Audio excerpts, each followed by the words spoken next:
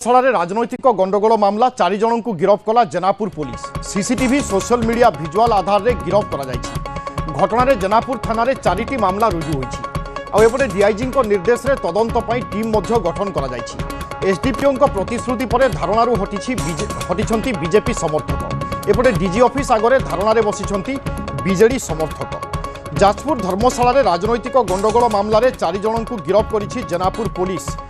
गतकाली विजु जनता दलर किछि कर्मी एवं समर्थक माने एकत्रित होई पिकनिक बा भोजी करुथिबा समय तांको उपरे अतर्कित आक्रमण होइथिला एवं तापरे याकु नै एक राजनैतिक विवाद मध्य आरंभ होइथिला। बर्तमान सुधा आमर ए घटना पर आमर honourable DIG sir honourable SP sir निर्देश मते आमर किछि टीम गठन होई विभिन्न जगह रेड अध्याविधि जारी रही। यही समय मध्य आमे 4 जन अभियुक्त को विभिन्न फुटेज को आधार करिकी 4 जन अभियुक्त को गिरफ्त करिवारे सफल हुई।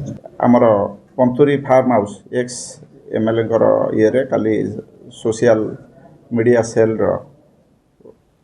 काली तांकर गोटे गेट टुगेदर प्रोग्राम थिला एवं से रास्ता रे जाउथबा किछि ये ग्रामवासी एवं ये भितर जुक्ति तर्क होगी या गोटे पर पर या दुईटी ग्रुप होगी मध्य पेला ठेला विभिन्न प्रकार ये होता ये कनेक्शन में 4 गोटी मकदमा रुजु होती तदंत जारी रही। बर्तमान सुधा आम 4 जन को तादर गिरफ्त कर मामला संपर्क में अधिक सूचना आम प्रतिनिधि सुजित रोचंती। सुजित 4 जन को गिरफ्त करा जाई सारलाणी किंतु एबे मध्य डीजी ऑफिस आगे धारणा वास्तव में कौन चाहूँगी क्षमा करेंगे पटे धारणार उठी जाइथिबा सूचना आसुची आपण पाखु कौन सब अपडेट आसुची सुजित?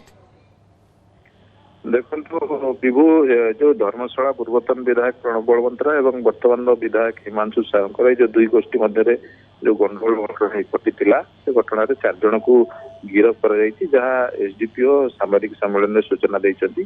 सीसीटीवी फुटेज एवं सोशल मीडिया ये जो विजुआल गुड़िक आधार करके तदंत पुलिस करुला से तदंत सूत्र में 4 जन को गिरफ्त कर खूब शीघ्र अन्य अभियुक्त मान पुलिस गिरफ्त कर एसडीपीओ सूचना देते। गतकाल बीजेडी पक्ष डीजी ऑफिस सम्मुख में धारणा चलता बेले एथि जेनापुर थाना सम्मुख में बीजेपी पक्ष गणधारणा चलता विक्षोभ चलता किंतु पुलिस बुझासुझा करने जो अभियुक्त मान गिरफ्त करने जेनापुर थाना आगे जो धारणा बसवा कर्मी मैंने धारणा प्रत्याहृत कर तो अनुमान करा जाय पारे कि वर्तमान शांति फेरिबो बा कोन वर्तमान आगो को होउची? निश्चित भाव विभु ये गिरफ्तारी पर अभियुक्त मान 4 जन जो गिरफ्तारी सरी पुलिस पक्ष सामाजिक सम्मेलन सूचना दी जाती निश्चित भाव में परिस्थिति शांत आड़ गति बिल्कुल परिस्थिति रे परिवर्तन हेबार आशा करा जाय पारे। धन्यवाद सुजित।